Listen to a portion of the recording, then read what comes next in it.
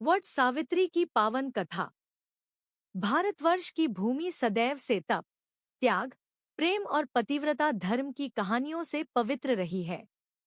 उन्हीं अमर कथाओं में एक कथा है वट सावित्री व्रत की, जिसे हर वर्ष ज्येष्ठ मास की अमावस्या को विवाहित स्त्रियां अपने पति की लंबी आयु और सुखी जीवन के लिए करती हैं।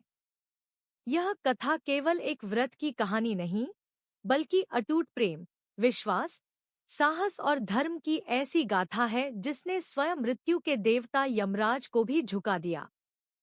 वट सावित्री व्रत की पौराणिक कथा बहुत समय पहले की बात है। प्राचीन भारत में मद्र देश नाम का एक समृद्ध राज्य था। उस राज्य के राजा थे अश्वपति। राजा अश्वपति बड़े धर्मात्मा, न्यायप्रिय और प्रजावत्सल थे। उनकी रानी का नाम मालवी था। दोनों अपने राज्य में सुख शांति से रहते थे, लेकिन उनके जीवन में एक बहुत बड़ा दुख था। उनकी कोई संतान नहीं थी। राजा और रानी दिनरात भगवान से संतान प्राप्ति की प्रार्थना करते रहते। राजा अश्वपति ने वर्षों तक कठोर तपस्या की। वे प्रतिदिन मां सावित्री की उपासना करते, यज्ञ करते और हजारों बार गायत्री मंत्र का जाप करते। लगभग 18 वर्षों तक उन्होंने यह कठिन व्रत और तपस्या जारी रखी। एक दिन उनकी कठोर भक्ति से प्रसन्न होकर देवी सावित्री स्वयं प्रकट हुईं। देवी का तेज इतना दिव्य था कि पूरा राजमहल प्रकाश से भर गया। राजा अश्वपति ने हाथ जोड़कर देवी को प्रणाम किया। देवी बोली, राजन, तुम्हारी तपस्या से मैं अत्यंत प्रसन्न हूँ। तुम जो वर मांगना चाहते हो, मांगो। राजा अश्वपति की आंखों में आंसू आ गए। उन्होंने विनम्र स्वर में कहा, हे माता, मुझे केवल एक संतान चाहिए जो मेरे वंश को आगे बढ़ाए। देवी मुस्कुराई और बोली, तुम्हारे घर एक तेजस्विनी कन्या जन्म लेगी। वह साधारण कन्या नहीं होगी। उसका नाम संसार में अमर होगा। कुछ समय बाद रानी मालवी ने एक सुंदर कन्या को जन्म दिया। पूरे राज्य में उत्सव मनाया गया, क्योंकि यह कन्या देवी सावित्री के वरदान से प्राप्त हुई थी। इसलिए उसका नाम रखा गया सावित्री। सावित्री का बचपन। सावित्री बचपन से ही अत्यंत सुंदर, बुद्धिमान और तेजस्विनी थी। उसके चेहरे पर अद्भुत आभा थी। जैसे जैसे वह बड़ी होती गई, उसका सौंदर्य और गुण पूरे राज्य में प्रसिद्ध होने लगे। वह केवल रूप में ही सुंदर नहीं थी, बल्कि उसका हृदय भी बहुत पवित्र था। वह गरीबों की सहायता करती, माता पिता की सेवा करती और विद्वानों का सम्मान करती। उसने वेद पुराण, नीतिशास्त्र और धर्म की शिक्षा प्राप्त की। उसके ज्ञान और तेज के कारण लोग उसे देवी समान मानने लगे। जब सावित्री विवाह योग्य हुई, तब राजा अश्वपति को उसके लिए योग्य वर की चिंता होने लगी। लेकिन समस्या यह थी कि सावित्री इतनी तेजस्विनी थी कि बड़े बड़े राजकुमार भी उसके सामने स्वयं को छोटा महसूस करते थे। कोई भी उसके लिए विवाह प्रस्ताव लेकर आगे नहीं आता था। एक दिन राजा ने अपनी पुत्री से कहा, पुत्री, अब समय आ गया है कि तुम अपने लिए योग्य वर का चयन करो। राजा ने उसे एक रथ और सैनिक दिए और कहा कि वह देश देशांतर घूमकर अपनी इच्छा से पति चुने। सत्यवान से भेंट। सावित्री अनेक राज्यों में गई। उसने कई राजकुमारों को देखा, लेकिन उसका मन किसी में नहीं लगा। एक दिन वह घने जंगल में पहुंची। वहां उसने एक आश्रम देखा, जहां साधु संत तपस्या कर रहे थे। उसी आश्रम में उसकी भेंट एक युवक से हुई। वह युवक लकड़ियां काट रहा था। उसके चेहरे पर अद्भुत तेज था। उसकी आंखों में सच्चाई और करुणा झलक रही थी। उसका नाम था सत्यवान। सत्यवान कोई साधारण युवक नहीं था। वह शाल्व देश के अंधे और वनवासी राजा द्युमत्सेन का पुत्र था। द्युमत्सेन कभी बड़े प्रतापी राजा थे, लेकिन शत्रुओं ने उनका राज्य छीन लिया था। वे अपने परिवार सहित जंगल में रहने लगे थे। सत्यवान अपने माता पिता की सेवा करता था। वह सत्यवादी, पराक्रमी और धर्मनिष्ठ था। उसकी विनम्रता और गुणों को देखकर सावित्री का हृदय उसी क्षण उसे अपना पति मान चुका था। कुछ दिनों बाद सावित्री अपने पिता के पास लौटी और बोली, पिताश्री, मैंने अपने लिए वर चुन लिया है। उनका नाम सत्यवान है। राजा अश्वपति ने जब यह सुना तो उन्होंने महर्षि नारद को बुलाया ताकि वे सत्यवान के बारे में जानकारी दे सकें। नारद मुनि की भविष्यवाणी। महर्षि नारद ने ध्यान लगाकर सत्यवान के भविष्य को देखा। फिर गंभीर स्वर में बोले, राजन, सत्यवान सभी गुणों से युक्त है। वह वीर, सत्यवादी और धर्मात्मा है। लेकिन उसके जीवन में एक भयंकर दोष है। राजा घबरा गए। उन्होंने पूछा, मुनिवर, वह दोष क्या है? नारद बोले, आज से ठीक 1 वर्ष बाद सत्यवान की मृत्यु हो जाएगी। यह सुनकर राजा अश्वपति और रानी मालवी भयभीत हो गए। राजा ने सावित्री को समझाया, पुत्री, तुम किसी और को अपना पति चुन लो। मैं तुम्हें विधवा होते नहीं देख सकता। लेकिन सावित्री अटल थी। उसने शांत स्वर में कहा, पिताश्री, भारतीय नारी जीवन में केवल एक बार पति चुनती है। मैं मन, वचन और कर्म से सत्यवान को अपना पति मान चुकी हूँ। अब मैं किसी और से विवाह नहीं कर सकती। नारद मुनि सावित्री की दृढ़ता देखकर प्रसन्न हुए।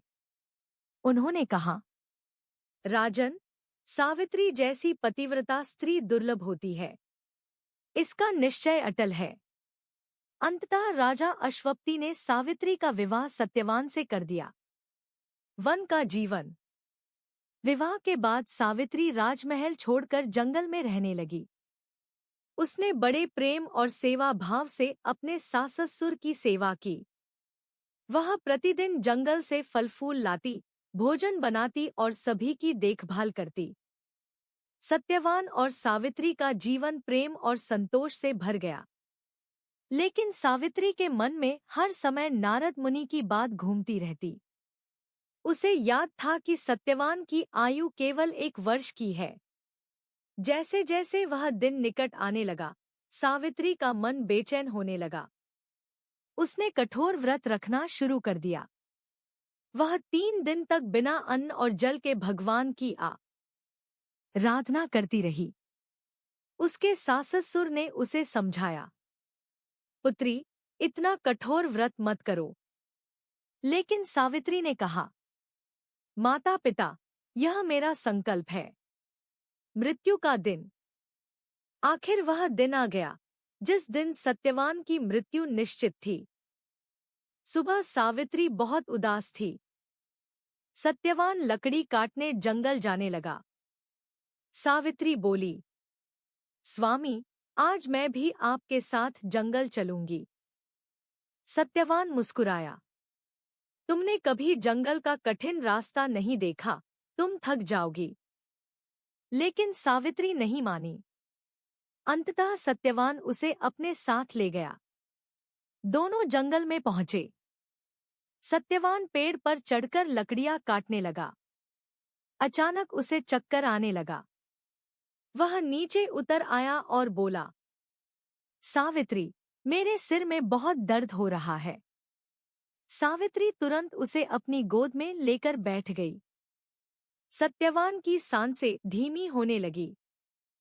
तभी सावित्री ने देखा कि सामने से एक दिव्य पुरुष आ रहे हैं।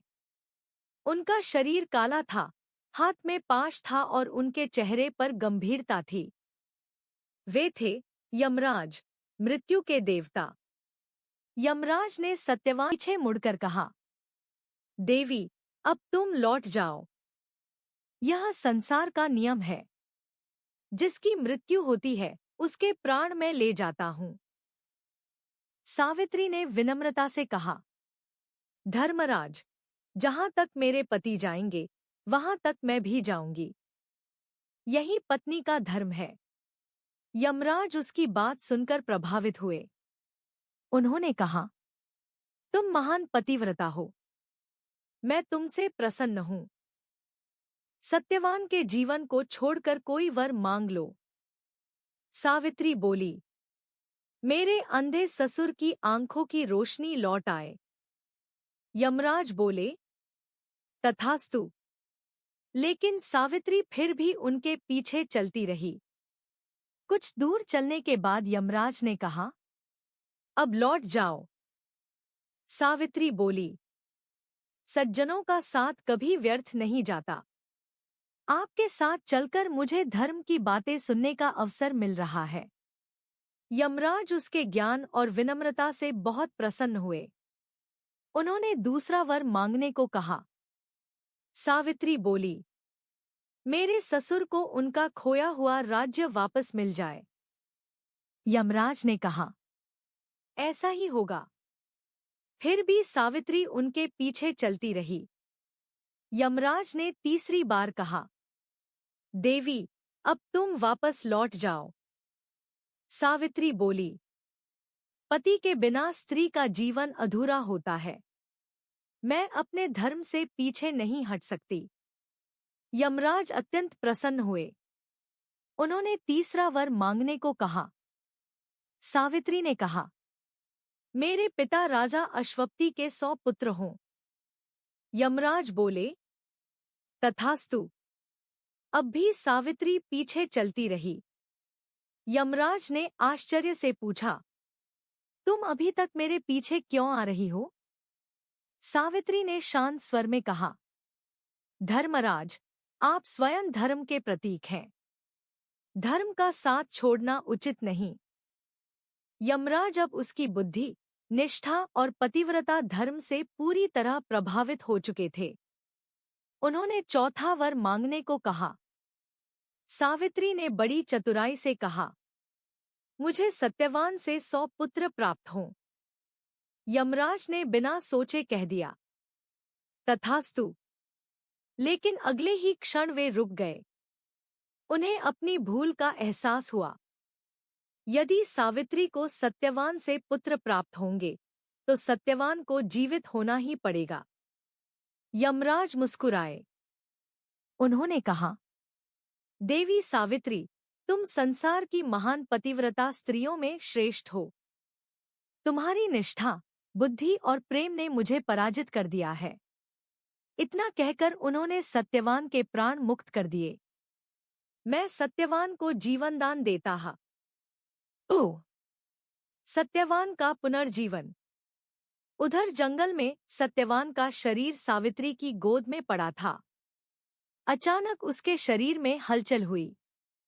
उसने धीरे धीरे आंखें खोली और बोला, सावित्री, मैं सो गया था क्या? सावित्री की आंखों में खुशी के आंसू भर आए। उसने भगवान को धन्यवाद दिया। दोनों आश्रम लौट आए। वहां पहुंचकर उन्होंने देखा कि राजा द्युमत्सेन की आंखों की रोशनी वापस आ चुकी थी। उसी समय समाचार मिला कि उनके शत्रु मर चुके हैं और प्रजा उन्हें पुनः राजा बनाना चाहती है। इस प्रकार यमराज के दिए सभी वरदान सत्य सिद्ध हुए। राजा द्युमत्सेन पुनः अपने राज्य के राजा बने। राजा अश्वपति को भी पुत्र प्राप्त हुए और सावित्री सत्यवान का जीवन सुख और समृद्धि से भर गया। वट सावित्री व्रत का महत्व।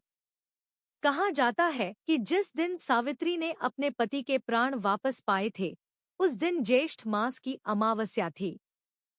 तभी से विवाहित स्त्रियां अपने पति की लंबी आयु के लिए वट सावित्री व्रत रखती हैं।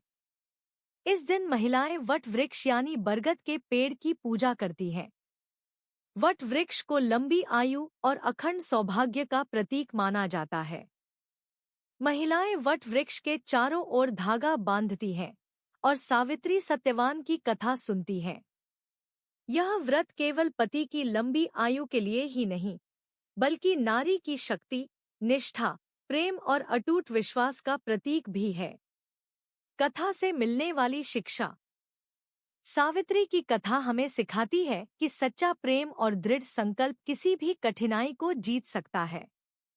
एक नारी यदि अपने धर्म, प्रेम और विश्वास पर अडिग रहे, तो वह मृत्यु को भी पराजित कर सकती है।